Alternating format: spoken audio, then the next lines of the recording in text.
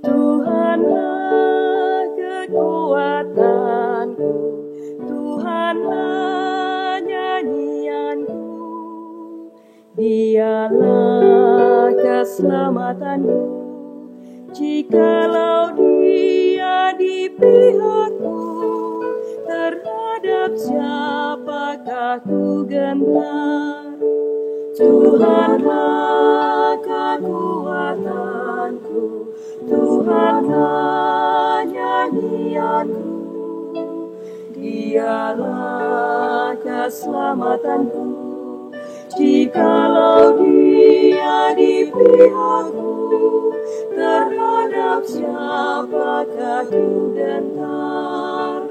Tuhanlah kekuatanku, Tuhanlah nyanyianku, Dialah keselamatanku, jikalau Dia di pihakku, terhadap siapakah ku gentar? Tuhanlah kekuatanku, Tuhanlah nyanyianku, Dialah keselamatanku, jikalau Dia di pihakku, terhadap siapakah ku gentar?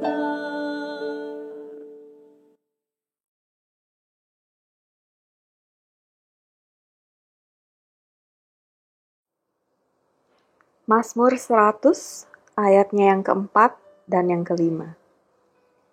Masuklah melalui pintu gerbangnya dengan nyanyian syukur, ke dalam pelatarannya dengan puji-pujian. Bersyukurlah kepadanya dan pujilah namanya. Sebab Tuhan itu baik, kasih setianya untuk selama-lamanya, dan kesetiaannya tetap turun-temurun.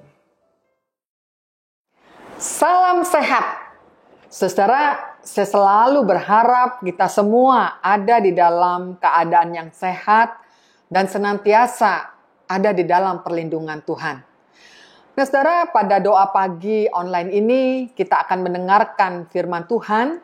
Namun sebelumnya saya mengajak saudara kita bersatu di dalam doa. Mari kita berdoa.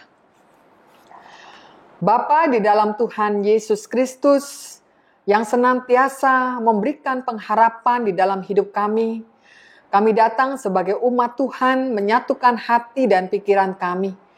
Dan biarlah firman Tuhan pada pagi hari ini sungguh-sungguh boleh menyapa setiap kami, memberikan kekuatan dan penghiburan, supaya di tengah-tengah berbagai macam pergumulan apapun, kami tetap meyakini akan pengharapan dan kekuatan yang ada di dalam Tuhan Yesus Kristus.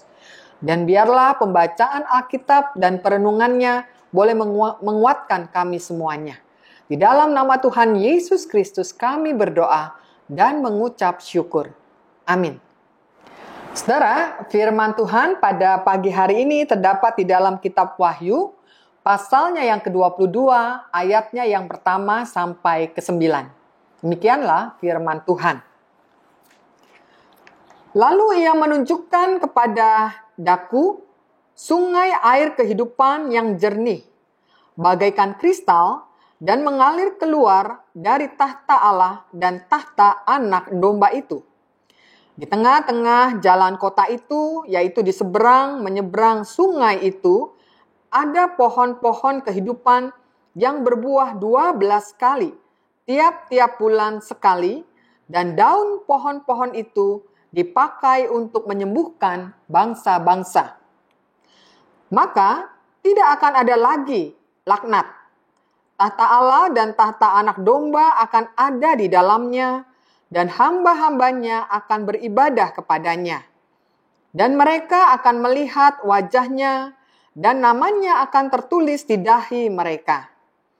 Dan malam tidak akan ada lagi di sana, dan mereka tidak memerlukan cahaya lampu dan cahaya matahari, sebab Tuhan Allah akan menerangi mereka dan mereka akan memerintah sebagai raja sampai selama-lamanya. Lalu ia berkata kepadaku, perkataan-perkataan ini tepat dan benar. Dan Tuhan Allah yang memberi roh kepada para nabi telah mengutus malaikatnya untuk menunjukkan kepada hamba-hambanya apa yang harus segera terjadi. Sesungguhnya aku datang segera. Berbahagialah orang yang menuruti perkataan-perkataan nubuat kitab ini. Dan aku, Yohanes, akulah yang telah mendengar dan melihat semuanya itu. Dan setelah aku mendengar dan melihatnya, aku tersungkur di depan kaki malaikat yang telah menunjukkan semuanya itu kepadaku untuk menyembahnya.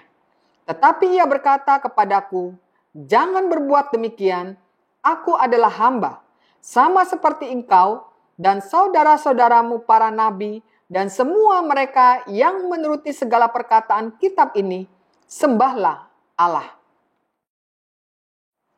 Saudara, sampai demikian pembacaan kita. Tentu yang berbahagia adalah kita yang mendengarkan firman Tuhan serta memeliharanya. Saudara, tema doa pagi online pada pagi hari ini adalah pohon kehidupan. Nah, saudara, tentu kita masih ingat pada waktu kita ada di sekolah minggu. Ada satu pengajaran guru sekolah minggu yang menceritakan tentang apa yang ada di dalam kitab Kejadian, yaitu peristiwa kisah Taman Eden atau Firdaus. Saudara, kita tahu bahwa di Taman Eden atau Firdaus itu Tuhan memang membolehkan Adam dan Hawa untuk memakan buah-buah dari pohon-pohon yang ada. Tetapi ada pohon yang tidak boleh dimakan buahnya, yaitu pohon pengetahuan yang baik dan yang jahat. Nah, namun saudara, sebenarnya bukan hanya pohon pengetahuan yang baik dan yang jahat yang ada di sana, tetapi juga yang ada di sana adalah pohon kehidupan. Nah, saudara, pohon kehidupan ini adalah sesuatu pohon yang memang senantiasa dijaga sedemikian rupa. Makanya setelah Adam dan Hawa jatuh ke dalam dosa karena memakan pohon pengetahuan yang baik dan yang jahat, maka Allah mengusir Adam dan Hawa itu dari Eden atau dari Firdaus. Kenapa? Supaya mereka tidak memetik pohon kehidupan itu.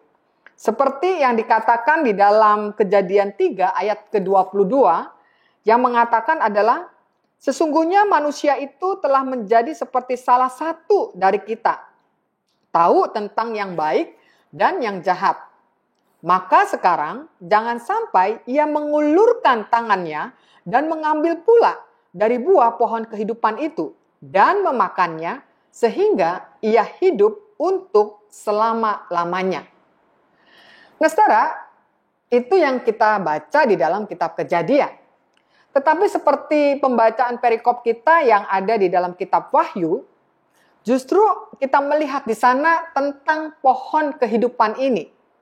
Saudara, pohon kehidupan ini adalah pohon kehidupan yang diberikan kepada setiap anak-anak Tuhan atau orang-orang percaya yang diberikan ganjaran atau hadiah karena mereka sudah menang dari seluruh pergumulan-pergumulan hidup mereka di dalam dunia ini. Nah, itu dikatakan di dalam Wahyu pasal 2 ayat ke-7 demikian.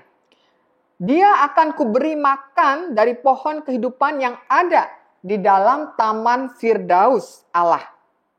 Dan di sini boleh diartikan bahwa sebenarnya kita sebagai pengikut-pengikut Yesus yang sudah mau setia ya sampai kemudian maut menjemput kita, kita akan diberikan pohon kehidupan yang artinya melalui pohon kehidupan itu kita akan hidup selama-lamanya atau kita memiliki kehidupan yang kekal. Nah, dalam kitab Wahyu juga digambarkan tentang Yerusalem yang baru itu. Kita membaca di dalam Wahyu 22 ayat 1 sampai ke 2 yang menjadi juga bacaan kita, dikatakan di sana, satu penglihatan yang dialami oleh Yohanes. Lalu ia menunjukkan kepadaku sungai air kehidupan yang jernih, bagaikan kristal, dan mengalir keluar dari tahta Allah dan tahta anak domba itu. Di tengah-tengah jalan kota itu, yaitu di seberang menyeberang sungai itu, ada pohon-pohon kehidupan yang berbuah 12 kali, tiap-tiap bulan sekali, dan daun-daun pohon-pohon itu dipakai untuk menyembuhkan bangsa-bangsa. Saudara, dikatakan ya di dalam perikop tadi bahwa daun-daun pohon kehidupan itu akan menjadi penyembuh bagi bangsa-bangsa. Dan dia akan berbuah 12 kali. Ya. Ini menunjukkan bahwa pemulihan atau penyembuhan yang dilakukan Allah itu adalah terus-menerus, ya, untuk memulihkan bangsa-bangsa di dalam dunia. Artinya Allah senantiasa mengajak ya setiap umat yang percaya dalam kemurahannya, bahkan di seluruh dunia ini, untuk mengalami penyembuhan di dalam Tuhan. Kita tahu secara obat selalu dimaksudkan agar kita yang menggunakannya itu sembuh dan tidak sakit lagi, agar hidup kita sehat, bahagia. Nah, kalau pohon kehidupan itu berbuah 12 kali, bahwa itu mau menunjukkan tentang kasih setia Tuhan yang senantiasa ada di dalam kehidupan kita. Nah, siapa sih sebenarnya yang dimaksud dengan pohon kehidupan itu? Saudara, pohon kehidupan itu tidak lain adalah Yesus Kristus, Sang Juru Selamat kita. Yang di dalam Yohanes 14 ayat ke-6 mengatakan bahwa ialah jalan, kebenaran, dan kehidupan. Berarti apa, saudara? Kita yang menerima Yesus berarti kita telah menerima benih hidup yang kekal itu. Bahwa ketika saat ini walaupun kita ada di dalam penderitaan yang luar biasa, kita ada di tengah-tengah tekanan, pergumulan yang luar biasa, kita harus mengaminkan bahwa Tuhan menganugerahkan kehidupan yang kekal. Sejak kita boleh menerima Yesus Kristus yang menjadi juru selamat kita, sampai satu saat kita akan berjumpa ya melalui kematian itu, dan kita mendapatkan kehidupan yang kekal. Nah, buah pohon kehidupan itu adalah roti yang turun dari sorga. Yang dikatakan bahwa barang siapa yang makan daripadanya, ia tidak akan mati, akan hidup selama-lamanya. Dan roti yang kuberikan itu adalah dagingku yang kuberikan untuk hidup dunia. Barang siapa makan dagingku dan minum darahku, ia mempunyai hidup yang kekal, dan aku akan membangkitkan dia pada akhir zaman. Nah, apa artinya ini, saudara? Artinya bahwa sebenarnya dari sejak sekarang ini sebagai pengikut-pengikut Kristus, kita itu dipelihara oleh Tuhan. Makan dari tubuh dan darah Kristus itu mengingatkan kita sekalian sebagai umat Kristiani akan undangan Tuhan lewat perjamuan kudus. Perjamuan kudus mengikat kita sekalian untuk terus-menerus ada di dalam ikatan kasih setia Tuhan yang terus membimbing kita dalam keselamatan yang kekal itu. Dan karena itu, kita bersyukur saudara, kita yang ada di dalam Tuhan, kita boleh memperoleh kehidupan yang kekal. Nah, apa yang kemudian kita bisa hayati ya, kita maknai dari pohon kehidupan ini? Saudara, yang kita bisa hayati dari pohon kehidupan ini adalah bahwa di dalam masa-masa pandemi ini yang kita tahu bahwa kesehatan dan kesembuhan dari sakit itu adalah sesuatu yang penting dan berharga buat kehidupan kita. Sehingga kita tahu bahwa kita harus terus menjaga kehidupan kita dengan baik. Tapi kan kita tetap tidak pernah tahu ya saudara, dalam masa pandemi ini bagaimana kehidupan kita, apakah kita akan terus sehat, atau kita pada satu saat bisa tertular COVID-19 ini. Nah saudara, tentu di dalam doa dan harapan kita selalu ingin sehat, ingin tidak tertular dari COVID-19. Saya pikir itu harus menjadi doa kita senantiasa.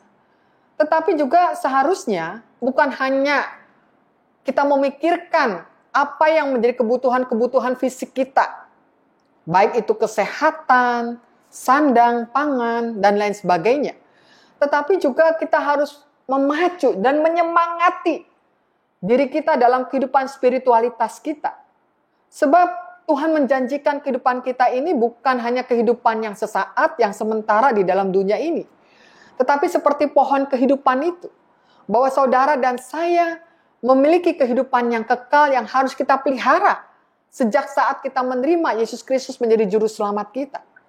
Lewat spiritualitas kita yang terus-menerus meningkat, justru di tengah-tengah penderitaan itulah, maka kita akan melihat bahwa kita menjadi anak-anak Tuhan yang teruji di dalam kehidupan iman kita. Atau sebaliknya, saudara, kita menjadi anak-anak Tuhan yang tidak berdaya, tidak mampu menghadapi situasi yang berat ini. Kalau kita boleh saling bergandengan tangan, kita saling mendoakan, kita saling mengingatkan, baik pada diri kita masing-masing maupun juga orang-orang yang ada sekitar kita, orang-orang yang juga mengalami tekanan-tekanan yang berat, saya yakin secara kita akan mampu keluar dari masa-masa pandemi ini yang sungguh berat ini dengan terus berpegang pada Tuhan. Dan bahkan bukan hanya itu, melalui peristiwa masa pandemi ini, spiritualitas kita makin kuat, kita makin dewasa dalam iman, kita makin tahu panggilan kita sebagai anak-anak Tuhan, yang Tuhan tempatkan di dalam dunia ini sebagai gambar Tuhan. Jadi mari melalui peristiwa pandemi ini, saudara, kita perbaharui kembali spiritualitas kita, sehingga kita boleh menjadi anak-anak Tuhan yang serupa dengan gambarnya. Amin.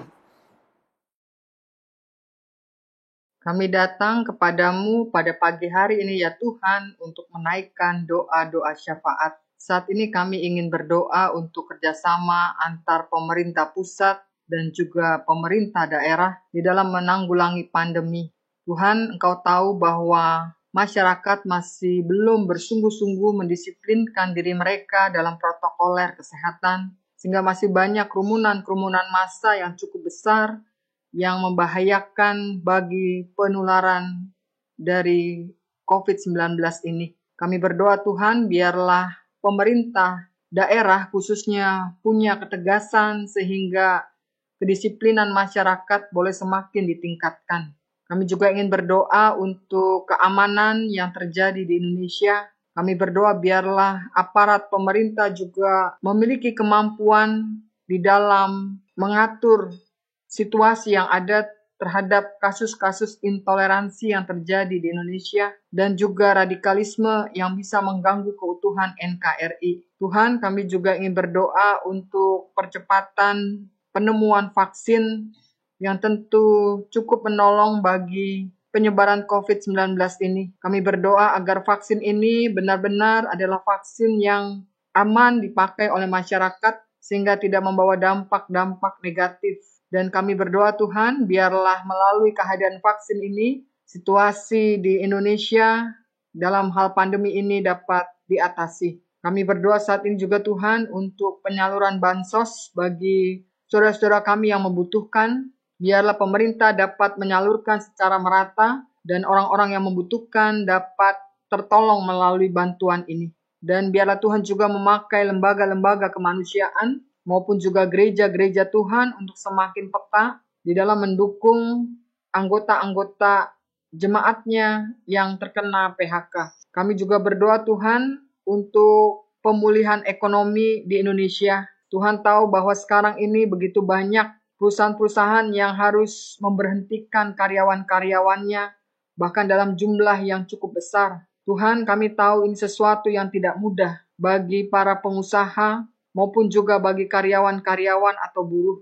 Tapi biarlah di dalam situasi yang sesulit ini pun kami memohon padamu ada jalan keluar sehingga dengan demikian pemulihan ekonomi yang berdampak pada para pengusaha maupun juga karyawan dan buruh dapat diatasi. Kami juga berdoa saat ini bersyukur Tuhan untuk saudara kami yang boleh bertambah usia mereka, biarlah hikmat dan pertolongan di dalam Tuhan senantiasa memimpin langkah hidup mereka dan masa depannya. Demikian juga bagi saudara kami yang merencanakan pernikahan di bulan ini, biarlah Tuhan mengatur segala sesuatunya agar boleh berjalan dengan lancar dan dapat dilaksanakan secara aman, tidak berdampak negatif ya Tuhan. Kami juga berdoa untuk saudara kami yang berada dalam kondisi sakit dengan berbagai macam pergumulan yang ada di dalamnya. Bila Tuhan memberikan kekuatan dan kesembuhan kepada mereka, biarlah keluarga yang menjaga dan merawat diberikan kesabaran yang ekstra sehingga tetap dapat merawat di dalam kasih. Tuhan, kami juga ingin berdoa untuk ibadah-ibadah yang terselenggara, baik ibadah streaming atau online. Biarlah ini sungguh terus-menerus dapat menguatkan iman umat di masa-masa pandemi ini, supaya mereka tetap boleh imannya terjaga dengan baik, dan biarlah mereka memiliki pengharapan yang tidak pernah lepas daripadamu, dan mempercayakan hidup mereka hanya di dalam penyertaan Tuhan. Kami juga berdoa ya Tuhan, untuk majelis jemaat maupun juga panitia-panitia yang mempersiapkan Natal, biarlah Tuhan kasih Tuhan yang boleh memakai majelis jemaat maupun juga panitia untuk boleh mempersiapkan Natal yang masih bersifat live streaming atau virtual ini, biarlah tetap boleh menggugah hati kami dalam menyambut kehadiran-Mu sebagai juru selamat dunia yang boleh menopang kehidupan kami. Kami juga berdoa Tuhan untuk segala sesuatu yang terkait dengan kegiatan-kegiatan gereja, persiapan-persiapan untuk program kerja, maupun juga pencalonan penatua, agar segala sesuatunya boleh berjalan di dalam penyertaan Tuhan. Tuhan, terima kasih Tuhan untuk seluruh doa-doa syafaat yang boleh kami naikkan hanya di dalam nama Tuhan Yesus Kristus sebagai Tuhan dan Juru Selamat kami yang hidup. Amin.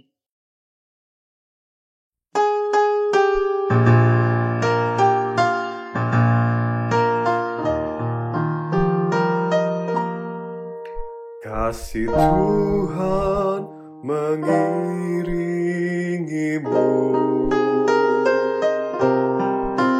dan saya